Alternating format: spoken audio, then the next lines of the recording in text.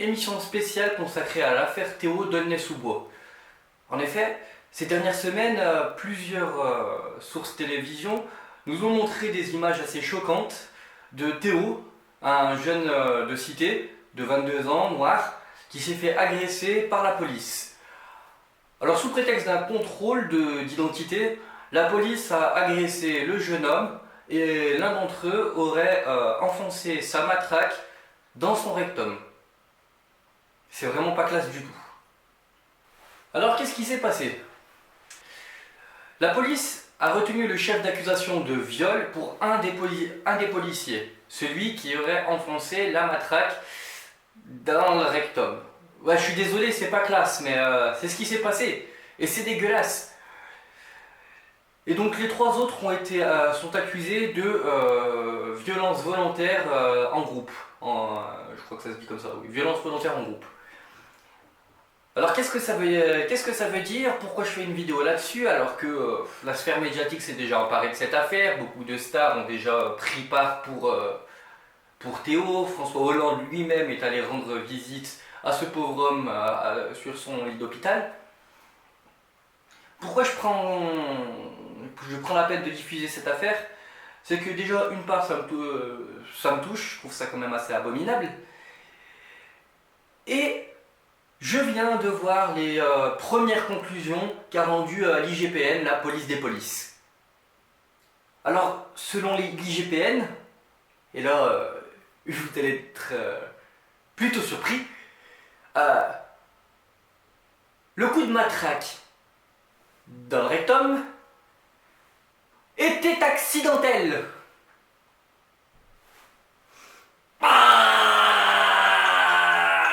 Comment est-ce que on peut considérer cet argument comme valable?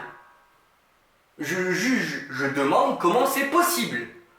Parce que oui, la thèse du coup accidentel, c'est la défense des policiers.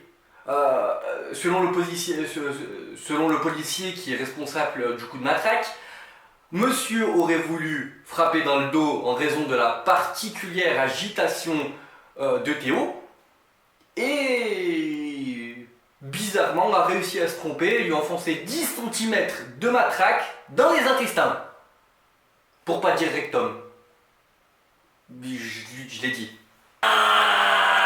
Et donc oui, l'IGPN a considéré que cet argument était, au regard des vidéos, totalement crédible. Alors, je vais pas faire de cours d'anatomie, parce que déjà, je suis en droit, je ne suis pas en médecine.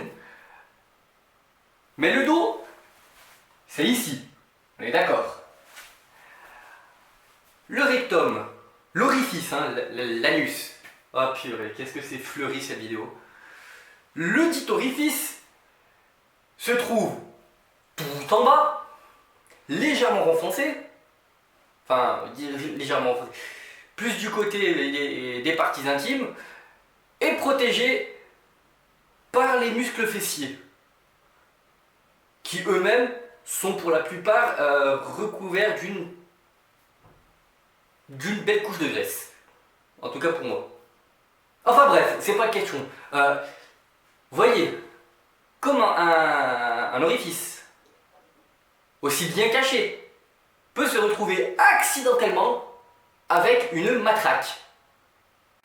Mais cet argument n'est pas crédible. Comment l'IGPN, la police des polices, peut retenir quelque chose d'aussi stupide? Alors bon, tous les médias disent Théo était un bon gars et tout, ça je vous invite à voir un article de l'Express qui a dit que oui, bah ça n'a rien à voir, Théo aurait pu être la pire des crapules, on n'aurait pas dû lui faire subir ça. Quand même, là n'est pas la question. Il y a un gros problème qui se pose là, il y a un très très gros problème. C'est que la police, les gardiens de la paix, emploient des méthodes super barbares. Et ça, c'est quelque chose qui est présent partout en France dans la police. Bon, je dis pas que tous les policiers sont comme ça, encore heureux, bien sûr que non, qu'ils ne sont pas tous comme ça. Mais je vous invite à voir le super reportage d'Usul qui avait témoigné de la violence policière. Et là, j'ai envie de dire, on est en train d'assister en France à une américanisation des services de police. Euh, de plus en plus, la police agit presque pareil que ce que fait la police aux États-Unis. Ça a été le cas pour Adama Traoré. Et ça montre une réalité grave, très très très grave. Je me rappelle d'une intervention de la famille Traoré qui était venue à Saint-Étienne et qui nous avait dit les quartiers, les cités, les zones dites dangereuses, ce ne sont pas des banlieues oubliées de la société. Au contraire, la police y tourne en permanence, il fait des descentes. Ah non, ils sont pas du tout oubliés. Les services de police, ils font des ravages.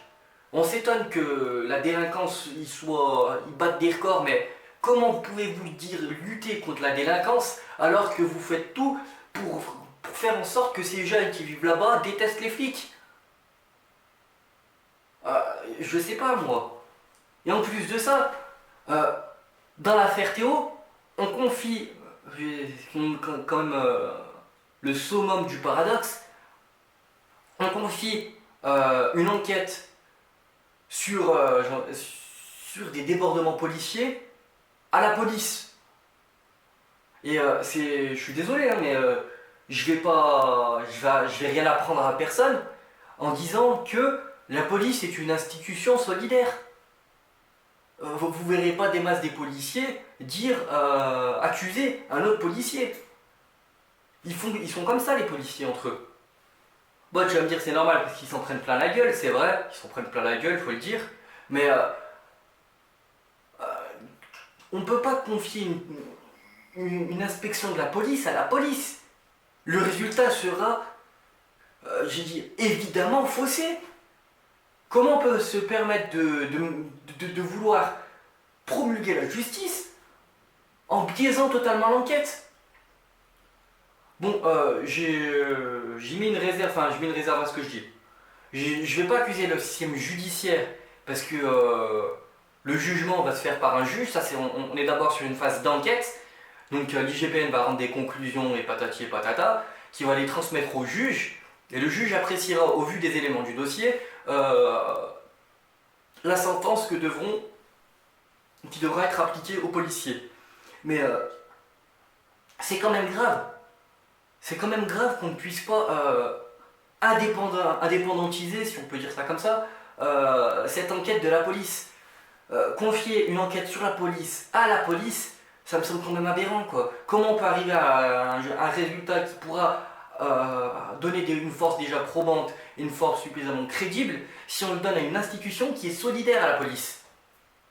J'ai envie de dire, pour prouver ça, vous avez juste à regarder les déclarations du syndicat de police Alliance, qui apporte son total soutien à la police, enfin aux 4 policiers, alors qu'on voit clairement sur les images que d'une part, Théo n'était absolument pas violent, et d'autre part, que les policiers ont frappé avec une violence démesurée. Donc voilà, je fais cette vidéo parce que je trouve ça quand même assez abominable qu'on puisse arriver en France à ce genre de situation. Je voulais déjà apporter tout mon soutien à Théo, bien entendu, mais je voulais aussi faire part de mon inquiétude de la situation en France et faire le rapprochement avec l'affaire Traoré qui suit presque, je vais pas dire le même schéma parce que Théo est encore bien vivant, mais dans son élément moral qui est tout aussi morbide, quoi, qui est aussi horrible. Donc voilà, le policier qui a enfoncé la matraque, il est coupable de viol, parce qu'il faut le dire, le code pénal prévoit que quand il y a pénétration, quand on pénètre quelqu'un contre son gré, c'est un viol. En l'espèce, la matraque est bien rentrée dans l'anus de Théo, c'est un viol. Je suis désolé de le dire. Alors, je souhaite bon courage à Théo, hein. Bon rétablissement, tant physique que moral. Bon courage à toute sa famille, hein. Surtout, n'abandonnez pas la lutte, hein. Euh, Hésitez, enfin, faut pousser la chose jusqu'au bout, faut pas laisser passer ce genre de choses. J'étais très content de l'appel au calme que vous avez que vous avez envoyé à la Cité des 3000, parce que je pense que c'est pas en frappant, c'est pas en cassant tout que ça va s'arranger, au contraire. En effet, Théo a fait preuve de beaucoup de dignité, et là-dessus, je tiens à lui adresser toutes mes félicitations, parce que c'est vraiment, mais vraiment pas facile d'être aussi fier et d'arriver à être aussi digne et aussi courageux dans une telle situation. Ah oui, et dernier message. Apparemment, t'as réussi à avoir des billets de l'Inde pour le match de l'Inter. Vas-y, rafile-en frère, s'il te plaît. Je plaisante, hein. Je plaisante. C'était les débats du web. Merci de m'avoir suivi. Au revoir.